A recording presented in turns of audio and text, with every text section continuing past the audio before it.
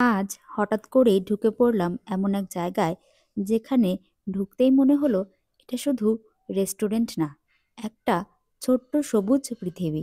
চারপাশে indoor plant, সবুজ পাতার মাঝে বসেই খাওয়ার আয়োজন, যেন কংক্রিট শহরের মাঝখানে এক টুকরো প্রশান্তি। আর বাইরে ফুলের গাছ, আউটডোর প্ল্যান্ট, প্রকৃতি আর সাজের এই মেলবন্ধন সত্যি মনটা ভালো করে দেয়। খাওয়ার জায়গাটাও এখানে সত্যি একটা আলাদা অনুভূতি দেয়। খাবারের আগেই চোখ তৃপ্ত হয়ে যায় এই সুন্দর পরিবেশে। আপনি যদি গাছ ভালোবাসেন তাহলে এই জায়গাটা আপনাকে ছুঁয়ে যাবে, কারণ এখানে শুধু খাবার নয়, পরিবেশটাও ভীষণ যত্ন করে তৈরি করা হয়েছে।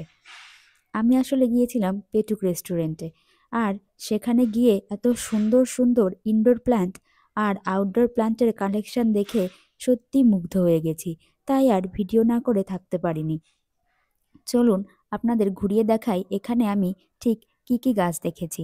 প্রথমে এই কাটামুকুটের গাছটা দেখলেন কতটা সুন্দর। এগুলো হচ্ছে ইনডোর প্ল্যান্ট, আর বাগান বিলাস বা বোগেনভিলিয়ার অনেক রকমের কালেকশন এই রেস্টুরেন্টে ছিল।